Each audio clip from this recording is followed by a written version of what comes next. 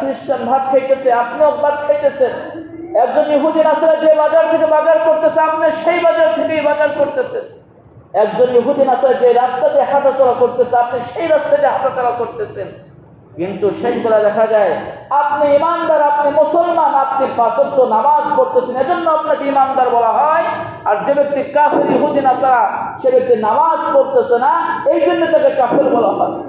এখন নিজেকে একটু প্রশ্ন করেন যে আমি কি কাফেরের খাতায় নাম লেখাইতেছি, নাকি মুশরিকদের খাতায় নাম লেখাইতেছি, নাকি মুসলমানের ঘরে নাম লেখাইতেছি, না ইমানদারের ঘরে নাম লেখাইতেছি? আজ মুসলমানের সন্তান হয়ে নামাজ পড়তে মন চায় না, যেখানে আল্লাহ রাসূল বলেছেন যে ব্যক্তি নামাজ পড়বে,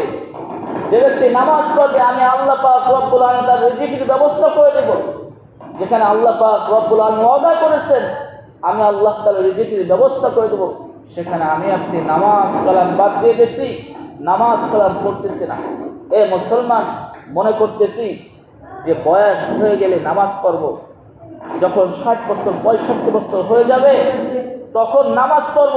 ওই নামাজে কোনো কাজে আসবে না।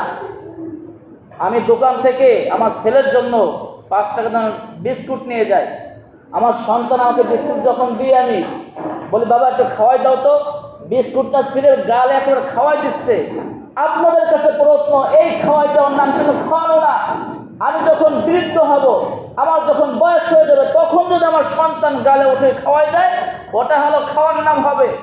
ঠিক আল্লাহ পাক রব্বুল আলামিন আমাকে আপনাকে হায়াত দিয়েছেন, আল্লাহ তাআলা যৌবনকালের হিসাব নেবেন, বৃদ্ধকালের হিসাব নেবেন না।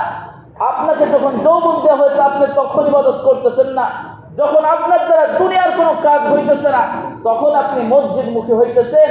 আল্লাহ তাআলা বলেন তোমার বৃদ্ধ বয়সে আমি হিসাব নেব না, আমি যৌবনকালে হিসাব নেব। এ মুসলমানের জন্য যৌবন থাকতে, হায়াত থাকতে, শরীরে